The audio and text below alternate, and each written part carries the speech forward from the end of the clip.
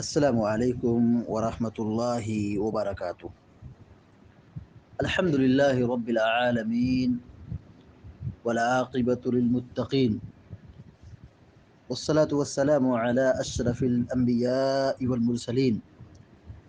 نبینا محمد وعلی آلہ وصحبہ اجمعین اما بعد، فقال اللہ عز وجل اعوذ باللہ من الشیطان الرجیم وَإِذَا لَقُوا الَّذِينَ آمَنُوا قَالُوا آمَنَّا وَإِذَا خَلَا بَعْضُهُمْ إِلَى بَعْضٍ قَالُوا أَتُحَدِّثُونَهُمْ بِمَا فَتَحَ اللَّهُ عَلَيْكُمْ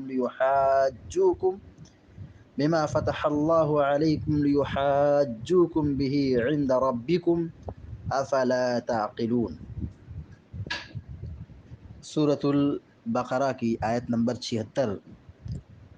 ابھی آپ کے سامنے تلاوت کی گئی ہے۔ اللہ تبارک و تعالیٰ فرماتا ہے وَإِذَا لَقُوا الَّذِينَ آمَنُوا قَالُوا آمَنَّا، اور جب یہ لوگ ملاقات کرتے ہیں ان لوگوں سے جو ایمان لائے، یعنی اہل ایمان سے ملتے ہیں، قَالُوا آمَنَّا، تو یہ کہتے ہیں کہ ہم ایمان لائے۔ یہاں پر یہودیوں کی بری روش کا ذکر ہے کہ ان میں سے کچھ منافق تھے، مدینہ کے اندر کچھ منافق یہودیوں میں سے بھی تھے جو اللہ کے نبی صلی اللہ علیہ وسلم پر ایمان لائے، بظاہر اللہ پر ایمان لائے، اور جب مسلمانوں کے پاس آتے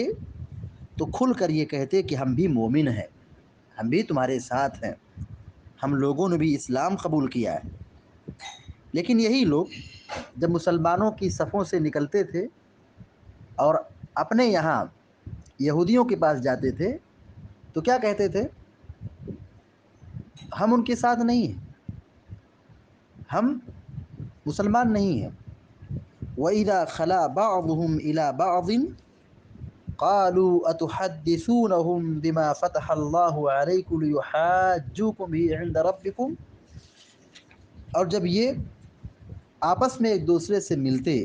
یعنی وہاں مومنوں کے پاس سے، مسلمانوں کے پاس سے لوٹ کر خلوت میں ہوتے اور اپنے مذہبوں کے ماننے والوں کے پاس ہوتے تو کیا کہتے؟ أَتُحَدِّثُونَهُمْ بِمَا فَتَحَ اللَّهُ عَلَيْكُمْ، کیا تم بیان کرتے ہو، گفتگو کرتے ہو ان مسلمانوں سے، بِمَا فَتَحَ اللَّهُ عَلَيْكُمْ، جس کو اللہ تعالیٰ نے تمہیں سکھایا ہے،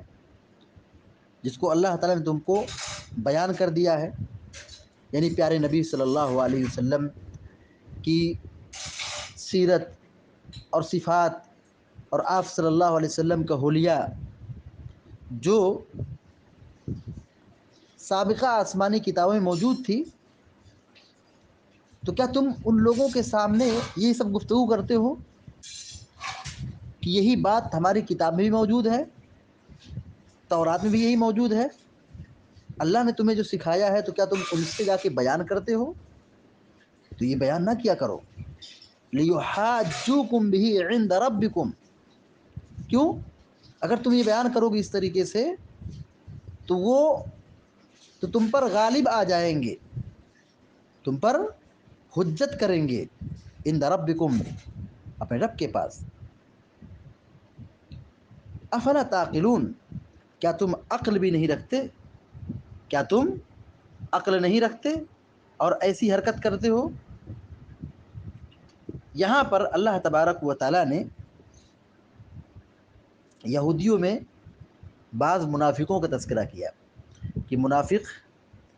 یہ بظاہر ایمان لائے اور مسلمانوں کی صفوں میں آتے تو اسلام کا اظہار کرتے، لیکن جب وہ مسلمانوں کے پاس سے گزر کر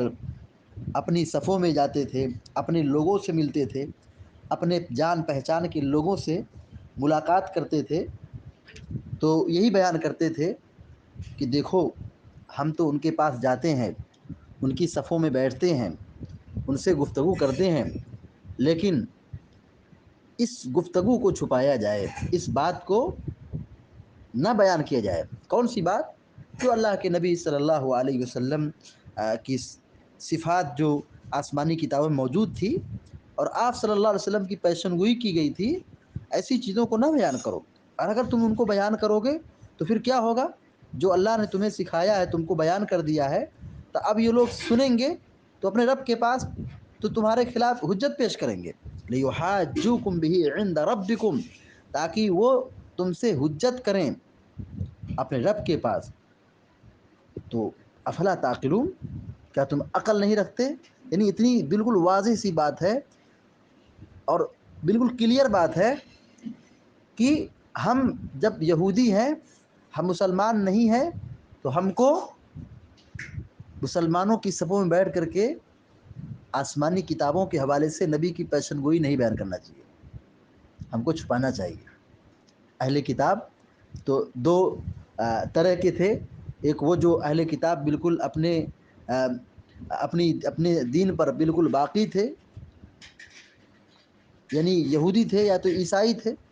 مدینہ میں اکثر تو یہودی تھے، تو اپنے دین پر باقی تھے۔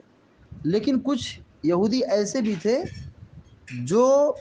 یہودی تو تھے اندر سے، لیکن بظاہر ان لوگوں نے کلمہ پڑھ لیا تھا، وہ منافق تھے، اسلام کو ان لوگوں نے قبول کر لیا تھا، لیکن یہ اسلام دل سے قبول نہیں کیا تھا، بلکہ یہ اسلام صرف دکھانے کے لیے تھا۔ دل میں نفاق چھپا ہوا تھا، کفر چھپا ہوا تھا، اور زبان سے یہ اقرار کرتے تھے کہ اللہ کے رسول پیارے رسول ہیں، سچے رسول ہیں، اور ان کے بارے میں آسمانی کتاب گواہی دے رہی ہے، ان کی صفات ہماری کتاب میں بیان کی گئی ہے، پیارے نبی صلی اللہ علیہ وسلم کے حوالے سے گفتگو کرتے تھے۔ لیکن حقیقت میں یہی اہل کتاب دراصل نفاق پر قائم تھے، یعنی انہوں نے حقیقت میں توحید کو قبول نہیں کیا تھا، رسالت محمدی کا اقرار اپنی زبان سے ضرور کیا تھا، لیکن دل کی گہرائی سے اس کی تصدیق نہیں کی تھی، یعنی سچے طور پر حقیقی طور پر وہ اسلام میں داخل نہیں ہوئے تھے، بلکہ ان لوگوں نے اسلام کو قبول کیا تھا دکھانے کے لیے۔ تو ایسے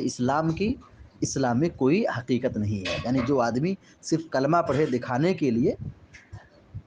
دل میں کفر چھپا ہو، یعنی آدمی منافق ہو، تو ایسے اسلام کا کوئی فائدہ نہیں ہے، تو ایسے اسلام کا کوئی اعتبار نہیں ہے، بلکہ یہ تو بہت بری چیز ہے، یا تو آدمی کافر رہے یا تو آدمی مسلمان رہے، لیکن جو بیچ میں ایسا گھومتا ہے، آدھا اسلام کا لبادہ اوڑھ کے بیٹھا ہے اور پھر جہاں کافروں کے پاس جاتا ہے تو وہاں کفر کا اظہار کرتا ہے اور کافر بن جاتا ہے، یہ تو بہت خطرناک بات ہو گئی۔ اسی لیے قرآن میں اللہ تعالیٰ نے